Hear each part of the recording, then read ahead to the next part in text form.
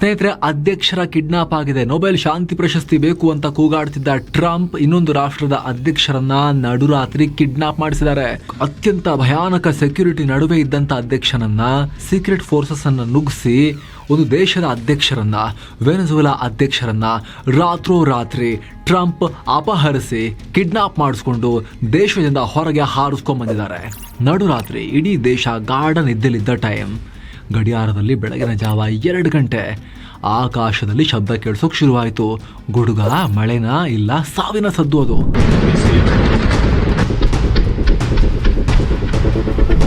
ನೋಡ್ತಿದ್ದಂತೆ ರಾಜಧಾನಿಯ 7 ಕಡೆಗಳಲ್ಲಿ ಬೆಂಕಿ ಚೆಂಡು ಆಕಾಶಕ್ಕೆ ಚಿಮ್ತು. ಕರೆಂಟ್ ಕಟ್, ಎಲ್ಲ ಕಡೆ ಕತ್ತು, ಜನರ ಚೀರಾಟ. ಸ್ನೇಹಿತರೆ, ಪ್ಯಾಲೆಸ್ತೇನ್, ಯುಕ್ರೇನ್ ಬಿಟ್ಬಿಡಿ, ದಕ್ಷಿಣ ಅಮೆರಿಕದ ಪವರ್ ಹೌಸ್ ವೆನೆಜುವೆಲಾದಲ್ಲಿ ಕಂಡಿರೋ ದೃಶ್ಯ ಇದು. ಸ್ನೇಹಿತರೆ, ಮಡುರೋ ಬೆಂಬಲಿಗರಿಗೆ ಎದೆ ಒಡೆದು ಹೋಗೋ ಸುದ್ದಿ ಇದು. ಒಂದು ದೇಶದ ಅಧ್ಯಕ್ಷನನ್ನ ಆತನ ಮನೆಯ ಬೆಡ್ರೂಮ್ಗೆ ನುಗ್ಗಿ ಟ್ರಂಪ್ ಕಳಿಸಿದ ಕಮಾಂಡೋಗಳು ಹೊತ್ಕೊಂಡು ಹೋಗ್ತಾರೆ. ಆಮೇಲೆ ಏರ್ ಕ್ರಾಫ್ಟ್ ಅಲ್ಲಿ ಕೂರಿಸ್ಕೊಂಡು ದೇಶದಿಂದ ಹೊರಗಡೆ ಹಾರಿಸ್ಕೊಂಡು ಹೋಗ್ತಾರೆ. ಪನಿಷ್ಮೆಂಟ್ ಕೊಡ್ತೀವಿ ಅಂತ ಹೇಳ್ತಾರೆ. ಅಂದ್ರೆ ನಾವು ಅಪರಾಧಿಗಳನ್ನ ಕೊಡ್ರಿ ನಮಗೆ ಅಂತೇಳಿ ಕೇಳೋ ಟೈಮ್ನಲ್ಲಿ ಅಮೆರಿಕ ತಾಕತ್ ನೋಡಿ. ಅಧ್ಯಕ್ಷನನ್ನ ಹೊತ್ಕೊಂಡು ಹೋಗೋದು ಮನೆಗೆ ನುಗ್ಗಿ, ಒಂದು ದೇಶದ ಅಧ್ಯಕ್ಷನನ್ನ. ವೆನೆಜುವೆಲಾ ಅಧ್ಯಕ್ಷ ನಿಕೋಲಸ್ ಮಡುರೋ ಅಮೆರಿಕದ ವಶದಲ್ಲಿದ್ದಾರೀಗ. ಖುದ್ದು ಅಮೆರಿಕ ಅಧ್ಯಕ್ಷರೇ ಹೊತ್ಕೊಂಡ್ಬಂದಿದ್ದೀವಿ ವೆನೆಜುವೆಲಾದಿಂದ, ಏರ್ ಕ್ರಾಫ್ಟ್ ಅಲ್ಲಿ ಕೂರಿಸ್ಕೊಂಡು ಹಾರಿಸ್ಕೊಂಡ್ಬಂದಿದ್ದೀವಿ ಆಮೇಲೆ ಹೊರಗಡೆ ಅಂತ ಘೋಷಿಸಿದ್ದಾರೆ. ಅಷ್ಟಕ್ಕೂ ಆ ಕರಾಳ ರಾತ್ರಿ ನಡೆದಿದ್ದೇನು? ಜಗತ್ತಿನ ಅತಿ ದೊಡ್ಡ ತೈಲ ನಿಕ್ಷೇಪ ಇರೋ ಆ ವೆನೆಜುವೆಲಾದ ಮೇಲೆ, ರಿಪೀಟ್ ಮಾಡ್ತೇವೆ ಕೇಳಿ, ಜಗತ್ತಿನ ಅತಿ ದೊಡ್ಡ ತೈಲ ನಿಕ್ಷೇಪ ಇರೋ ಆ ರಾಷ್ಟ್ರದ ಮೇಲೆ ಅಮೆರಿಕ ಕಣ್ಣು ಹಾಕಿರೋದು ಯಾಕೆ? ಟ್ರಂಪ್ ಹೇಳ್ತಿರೋ ಪ್ರಕಾರ ನಿಜಕ್ಕೂ ಇದು ನಶಾ ಮಾಫಿಯಾ ಮೇಲಿನ ದಾಳಿನ ಅಥವಾ ತೈಲಕ್ಕಾಗಿ ನಡೀತಾ ಇರೋ ಮಹಾಯುದ್ಧನ? ಮಡುರೋ ಕಿಡ್ನಾಪ್ ಮಾಡಿ ಎಲ್ಲಿಗೆ ತಾಕೊಂಡೋದ್ರು ಅಮೆರಿಕನ್ಸ್? ರಷ್ಯಾ ಮತ್ತು ಚೀನಾ ಸುಮ್ಮನೆ ಇರ್ತಾರ? ಬನ್ನಿ ಇವತ್ತಿನ ಈ ರೋಚಕ ವರದಿಯಲ್ಲಿ ಈ ರೋಚಕ ಕಾರ್ಯಾಚರಣೆಯನ್ನ ಬಿಡಿಯಾಗಿ ಎಳೆಯಾಗಿ ಬಿಡಿಸಿ ಹೇಳ್ತೀವಿ. ಅಬೋಟಾಬಾದ್ನಲ್ಲಿ ಮಾಡಿತ್ತಲ್ಲ ಅಮೆರಿಕದ ನೇವಿ ಸೀಲ್ಗಳು ಮಾಡಿದ್ರಲ್ಲ ಕಾರ್ಯಾಚರಣೆ, ಅದಕ್ಕೂ ಮಿಗಿಲಾಗಿರೋದಿದು. ದೇಶದ ಅಧ್ಯಕ್ಷನನ್ನ ಒಳಗ್ ನುಗ್ಗಿ ಮಲಗದಲ್ಲಿಂದ ಹೊತ್ಕೊಂಡು ಹೋಗಿರೋದಿದು. ಗಮನ ಕೊಟ್ಟು ನೋಡಿ ಸ್ನೇಹಿತರೆ. ಆಪರೇಷನ್ ಮಿಡ್ ನೈಟ್, ನಡುರಾತ್ರಿ ನಡೆದಿದ್ದೇನು? ಸ್ನೇಹಿತರೆ, ಈ ಘಟನೆ ನಡೆದಿದ್ದು ಜನವರಿ 3ರ ಬೆಳಗಿನ ಜಾವ, ಸ್ಥಳೀಯ ಕಾಲಮಾನ ಸುಮಾರು 2 ಗಂಟೆ.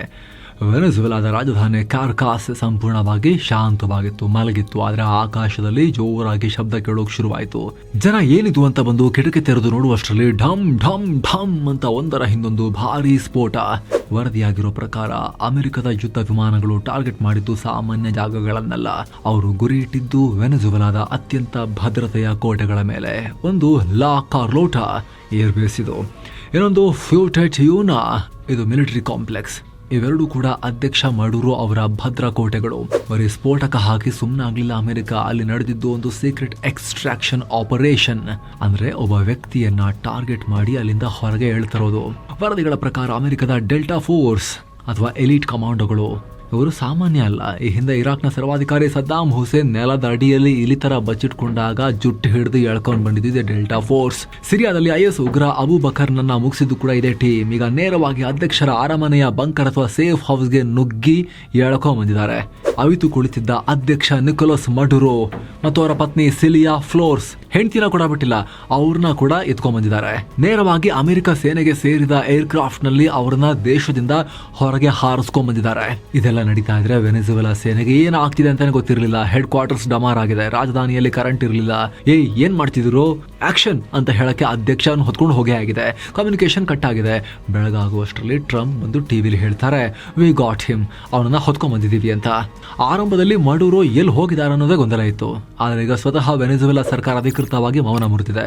ಅಮೆರಿಕನ್ ಕಮಾಂಡೋಗಳು ಕಳ್ಳರಂತ ನುಗ್ಗಿ ನಮ್ಮ ಅಧ್ಯಕ್ಷರನ್ನ ಹೊತ್ಕೊಂಡು ಹೋಗಿದ್ದಾರೆ, ಕಿಡ್ನಾಪ್ ಮಾಡಿದ್ದಾರೆ ಅಂತ. ಒಟ್ಟಲ್ಲಿ ಮಡುರೋ ಈಗ ವೆನೆಜುವೆಲಾದಲ್ಲಿ ಇಲ್ಲ ಅನ್ನೋದು 100% ಕನ್ಫರ್ಮ್. ದೇಶದ ರೂಲರ್ನ ಹೊತ್ಕೊಂಡು ಹೋಗಲಾಗಿದೆ. ಯಾಕೆ ಈ ದಾಳಿ? ಡ್ರಗ್ಸ್ ಕಾರಣನಾ, ತೈಲ ಕಾರಣನಾ? ಈಗ ಮೂಲ ಪ್ರಶ್ನೆಗೆ ಬರೋಣ. ಅಮೆರಿಕ ಯಾಕೆ ಈ ರೀತಿ ಆಕ್ಷನ್ ತಗೊಳ್ತು? ಒಂದು ರಾಷ್ಟ್ರದ ಅಧ್ಯಕ್ಷರನ್ನೇ ಹೊತ್ಕೊಂಡು ಹೋಗೋದು ಅಂದ್ರೆ, ಕಿಡ್ನಾಪ್ ಮಾಡೋದು ಅಂದ್ರೆ ಅಂತಾರಾಷ್ಟ್ರೀಯ ಕಾನೂನಲ್ಲಿ ವಾರ್ ಕ್ರೈಮ್, ಯುದ್ಧಾಪರಾಧ ಆಗಲ್ವಾ? ಇದಕ್ಕೆ ಅಮೆರಿಕ ಕೊಡ್ತಿರೋ ಕಾರಣ ಬೇರೆ ಇದೆ, ಅಸಲಿ ಸತ್ಯನೂ ಬೇರೆ ಇದೆ. ಮೊದಲಿಗೆ ಅಮೆರಿಕ ಏನ್ ಹೇಳ್ತಿದೆ ನೋಡೋಣ. ಅವ್ರ ಪ್ರಕಾರ ನಿಕೋಲಸ್ ಮಡುರೋ ಒಬ್ಬ ಅಧ್ಯಕ್ಷನೇ ಅಲ್ಲ, ಆತ ಒಬ್ಬ ನಾರ್ಕೋ ಭಯೋತ್ಪಾದಕ. ಅಂದ್ರೆ ನಶಾ ಸಾಮಗ್ರಿ ಮಾರಿ ಭಯೋತ್ಪಾದನೆ ಮಾಡೋನು ಅಂತ. ಕಾರ್ಟೆಲ್ ಡಿ ಲಾಸ್ ಸೋಲ್ಸ್ ಅನ್ನೋ ನಶಾ ಮಾಫಿಯಾದ ಲೀಡರ್ ಅನ್ನೋದು ಅಮೆರಿಕದ ಆರೋಪ. 2020ರಲ್ಲಿ ಅಮೆರಿಕದ ನ್ಯಾಯಾಲಯ ಮಡುರೋ ಮೇಲೆ ಕೇಸ್ ಹಾಕಿತ್ತು. ಅಲ್ಲದೆ ಆತನ ಮೇಲೆ ಬರೋಬ್ಬರಿ $15 ಮಿಲಿಯನ್, ಅಂದ್ರೆ ನಮ್ಮ ಭಾರತದ ರೂಪಾಯಿ ಲೆಕ್ಕದಲ್ಲಿ $125 ಕೋಟಿ ಬಹುಮಾನ ಘೋಷಿಸಿತ್ತು. ಕೊಲಂಬಿಯಾದಿಂದ ಬರುವ ಟನ್ ಗಟ್ಟಲೆ ಮಾದಕ ವಸ್ತುವನ್ನ ಅಮೆರಿಕಾಗೆ ಸಾಗಿಸ್ತಾನೆ ಅನ್ನೋದು ಅವರ ಆರೋಪ. 250 ಮೆಟ್ರಿಕ್ ಟನ್ ನಶಾ ಸಾಮಗ್ರಿ ಅನ್ನೋ ಆರೋಪ ಇದೆ. ಅದಕ್ಕಾಗಿನೇ ಆಪರೇಷನ್ ಸದರ್ನ್ ಸ್ಪಿಯರ್ ಹೆಸರಲ್ಲಿ ಈ ದಾಳಿ ಮಾಡಿದೀವಿ ಅಂತ ಟ್ರಂಪ್ ಹೇಳ್ತಾ ಇದ್ದಾರೆ. ಆದ್ರೆ ಸ್ನೇಹಿತರೆ, ರಾಜಕೀಯ ಪಂಡಿತರು ಹೇಳೋದೇ ಬೇರೆ. ನಶಾ ಸಾಮಗ್ರಿ ಇರಬಹುದು, ಅದು ಒಂದು ನೆಪ ಅಷ್ಟೇ. ಅಸಲಿ ಟಾರ್ಗೆಟ್ ಕಪ್ಪು ಬಂಗಾರ. ವೆನೆಜುವೆಲಾ ಬಳಿ ಜಗತ್ತಲ್ಲಿ ಅತಿ ಹೆಚ್ಚು ಕಚ್ಚಾ ತೈಲದ ನಿಕ್ಷೇಪ ಇದೆ. ಪ್ರೂವನ್ ಆಯಿಲ್ ರಿಸರ್ವ್ಸ್ ಅಲ್ಲಿ ನಂಬರ್ 1 ಕಂಟ್ರಿ. ಸೌದಿ ಅರೇಬಿಯಾಗಿಂತ ಜಾಸ್ತಿ ಆಯಿಲ್ ಅವ್ರ ಅಡಿಗಡೆ ಇದೆ. ಅಂಕಿಅಂಶಗಳನ್ನು ನೋಡಿದ್ರೆ ತಲೆ ತಿರುಗುತ್ತೆ. ವೆನೆಜುವೆಲಾದ ಮಣ್ಣಿನಡಿಯಲ್ಲಿ ಬರೋಬ್ಬರಿ 303 ಬಿಲಿಯನ್ ಬ್ಯಾರೆಲ್ ಕಚ್ಚಾ ತೈಲದ ನಿಕ್ಷೇಪವಿದೆ.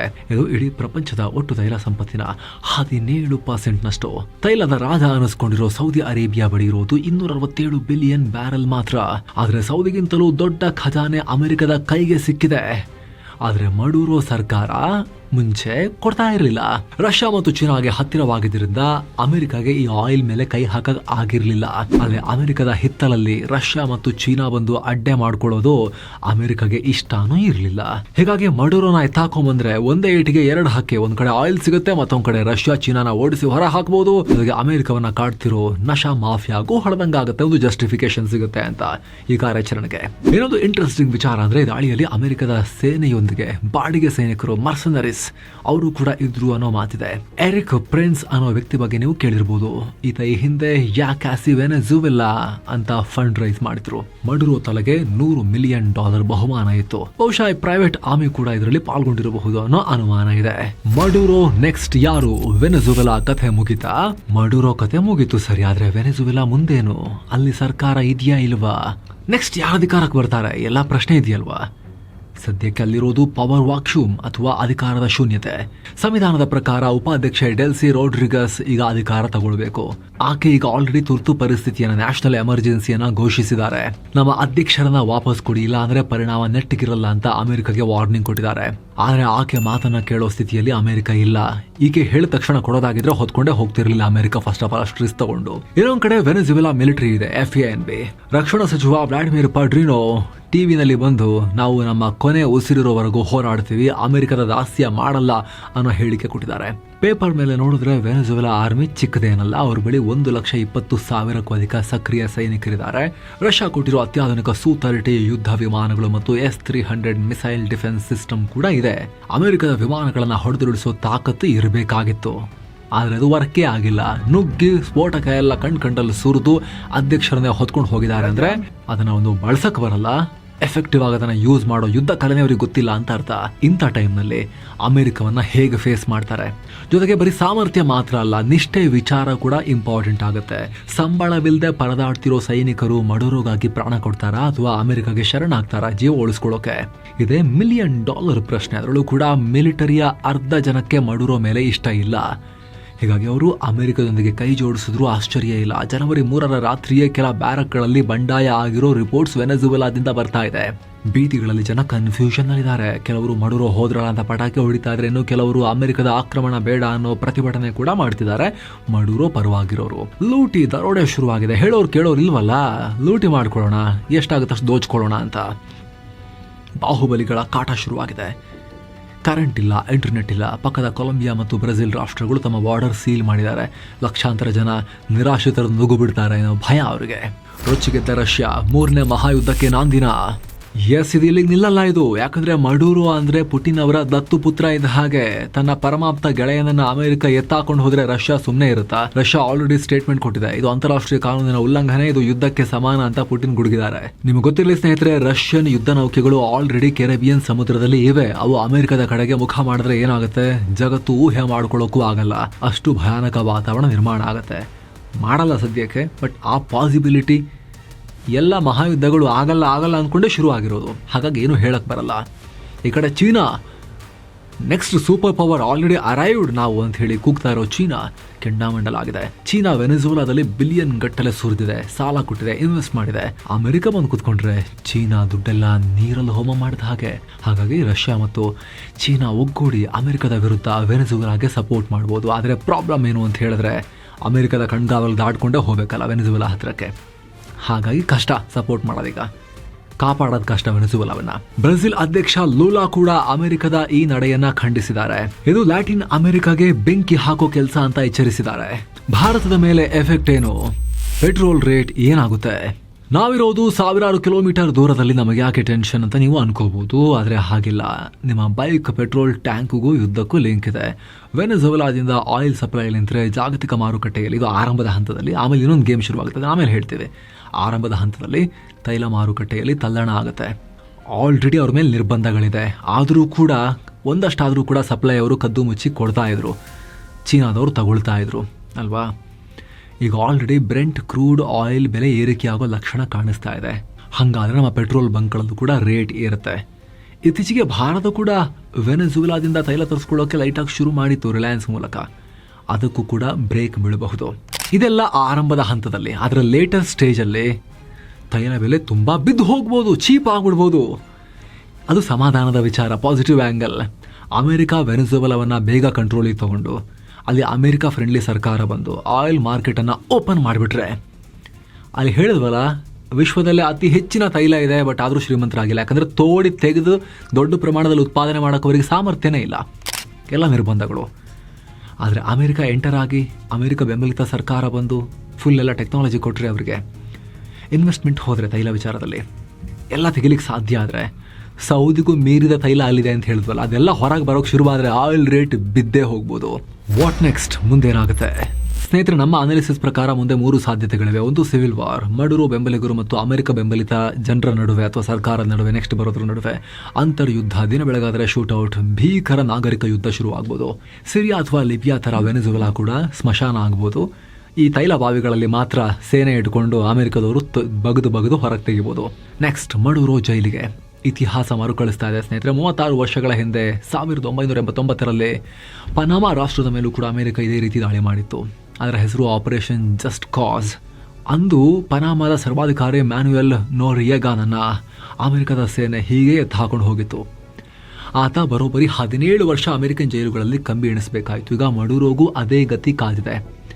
ಆತನನ್ನು ಫ್ಲೋರಿಡಾ ಅಥವಾ ನ್ಯೂಯಾರ್ಕ್ ಕೋರ್ಟ್ಗೆ ಹಾಜರುಪಡಿಸಿ ಆತನ ಮೇಲೆ ನಶೆ ಮತ್ತು ಭಯೋತ್ಪಾದನೆ ಕೇಸ್ ಹಾಕಿ ಶಾಶ್ವತವಾಗಿ ಜೈಲಿಗೆ ತಳ್ಳಿ ಆತನನ್ನು ಅಲ್ಲೇ ಮುಗಿಸೋ ಲೆಕ್ಕಾಚಾರದಲ್ಲಿ ಅಮೆರಿಕ ಇದ್ದಂಗಿದೆ. ಸದ್ದಾಮ್ ಹುಸೇನ್ಗೆ ಏನು ಮಾಡಿತ್ತು ಗೊತ್ತಲ್ಲ? ನೇತು ಹಾಕಿತ್ತು ಅಮೆರಿಕ. ಅಂದರೆ ಅಮೆರಿಕ ಹಾಕಿರಲಿಲ್ಲ, ಬದಲಿಗೆ ಇರಾಕ್ನಲ್ಲಿ ಅಮೆರಿಕ ಬೆಂಬಲಿತ ಸರ್ಕಾರ ಸೆಟಪ್ ಮಾಡಿಸಿ ಆ ಸರ್ಕಾರದ ಮೂಲಕ ಗಲ್ಲು ಶಿಕ್ಷೆ ಕೊಡಿಸಿತ್ತು. ಮಡುರೋಗೂ ಹಾಗಾಗಲ್ಲ ಅಂತ ಹೇಳೋಕ್ಕಾಗಲ್ಲ. ಸೀರಿಯಸ್ ಚಾರ್ಜಸ್ ಇದೆ. ಮಡುರೋ ಒಬ್ಬ ಕ್ರೂರ ಸರ್ವಾಧಿಕಾರಿ. ಆತ ಮಾಡಿರೋ ಕರ್ಮಕಾಂಡಗಳು ಕೊನೆಯೇ ಇಲ್ಲ. ಅದ್ರ ಬಗ್ಗೆ ವಿಶೇಷ ವರದಿಯಲ್ಲಿ ನಿಮಗೆ ಅತಿ ಶೀಘ್ರದಲ್ಲಿ ಮಾಹಿತಿ ಕೊಡ್ತೀವಿ. ಈ ಮಡುರೋ ಯಾರು, ಇಷ್ಟೆಲ್ಲ ಯಾಕೆ ಅಮೆರಿಕ ಮಾಡ್ತು ಆತನ ಮೇಲೆ ಅಂತ ಪ್ರತ್ಯೇಕ ವರದಿಯಲ್ಲಿ ಅತಿ ಶೀಘ್ರದಲ್ಲಿ ನಾವು ನಿಮಗೆ ತಲುಪಿಸ್ತೀವಿ.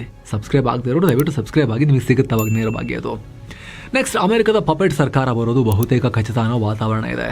ತನಗೆ ಬೇಕಾದ ವ್ಯಕ್ತಿಗಳನ್ನು, ವಿರೋಧ ಪಕ್ಷದವರನ್ನು, ಉದಾಹರಣೆಗೆ ನೊಬೆಲ್ ಪೀಸ್ ಪ್ರಶಸ್ತಿಯನ್ನು ಗೆದ್ದುಕೊಂಡಂಥ ಮಾರಿಯಾ ಕೊರಿನಾ ಅಂಥವರನ್ನು ಕುರ್ಚಿ ಮೇಲೆ ಕೂರಿಸಿ ತೈಲ ಬಾವಿಗಳ ಕಂಟ್ರೋಲ್ ತಗೋಬೋದು. ಏನೇ ಆಗಲಿ ಸ್ನೇಹಿತರೆ, ಯುಕ್ರೇನ್ ಯುದ್ಧ ತುಂಬ ದೀರ್ಘ ಆಯಿತು, ಮುಗಿತಾ ಬಂತು, ಇನ್ನು ಮುಗಿಯುತ್ತೆ. ಗಾಜಾದಲ್ಲೂ ಕೂಡ ಇನ್ನೇನು ಮುಗಿತಾ ಬಂತು. ಟ್ರಂಪ್ ಟ್ಯಾರಿಫ್ ವಾರ್ ಕೂಡ ನಿಲ್ಲಿಸ್ತಾರೆ. ಜಾಗತಿಕ ಆರ್ಥಿಕತೆ ಇನ್ನು ಬರೀ 2026 ಹ್ಯಾಪಿ ಅಂತ ಅಂದ್ಕೊಳ್ಳೋ ಟೈಮ್ನಲ್ಲೇ ವರ್ಷದ ಆರಂಭದಲ್ಲೇ ಅನಾಹುತ ಮಾಡಿಬಿಟ್ಟಿದ್ದಾರೆ ಟ್ರಂಪ್. ಇತಿಹಾಸದ ಪುಟಗಳಲ್ಲಿ ದೊಡ್ಡ ಘಟನೆಯಾಗಿ ಉಳ್ಕೊಳ್ಳುತ್ತೆ ಜನವರಿ 3, 2026. ಜೊತೆಗೆ ಇಲ್ಲೊಂದು ಸಂದೇಶ ಕೂಡ ಇದೆ. ಬಲಿಷ್ಠರಾದವರು ಏನು ಬೇಕಾದರೂ ಮಾಡಬಹುದಾ ಜಗತ್ತಲ್ಲಿ ಅನ್ನೋ ಒಂದು ಪ್ರಶ್ನೆಯನ್ನು ಕೂಡ ಅಮೆರಿಕಗೆ ಕೇಳಬೇಕಾಗತ್ತೆ. ಮೈಟ್ ಈಸ್ ರೈಟ್, ತಾಕತ್ತೇ ಸರಿ ಅನ್ನೋ ಮೆಸೇಜ್ ಪಾಸ್ ಆಗುತ್ತೆ ಜಗತ್ತಿಗೆ. ದೊಡ್ಡಣ್ಣ ಇನ್ನೂ ದೊಡ್ಡಣ್ಣ ಅನ್ನೋ ಮೆಸೇಜನ್ನು ಕೂಡ ಪಾಸ್ ಮಾಡ್ದಂಗಾಗತ್ತೆ. ನಿಮಗೇನನ್ಸುತ್ತೆ? ಟ್ರಂಪ್ ಅವರ ಡೆಡ್ಲಿ ಗೇಮ್ ಸಕ್ಸಸ್ ಆಗುತ್ತಾ, ಅಥವಾ ಇದು ಅಮೆರಿಕದ ಪಾಲಿಗೆ ಇನ್ನೊಂದು ವಿಯೆಟ್ನಾಂ ಆಗುತ್ತಾ? ಇದರಿಂದ 3ನೇ ಮಹಾಯುದ್ಧ ಶುರುವಾಗುತ್ತಾ? ಅಮೆರಿಕ ಮಾಡಿದ ಸರಿನಾ ಅಧ್ಯಕ್ಷನನ್ನ ಹೊತ್ಕೊಂಡು ಹೋಗೋದು ಅಂತ ಹೇಳಿದ್ರೆ ಅದು ಯಾವ ಲೆಕ್ಕ? ಅದು ನಿಮ್ಮ ಒಪಿನಿಯನ್ ಕಾಮೆಂಟ್ ಮಾಡಿ ತಿಳಿಸಿ.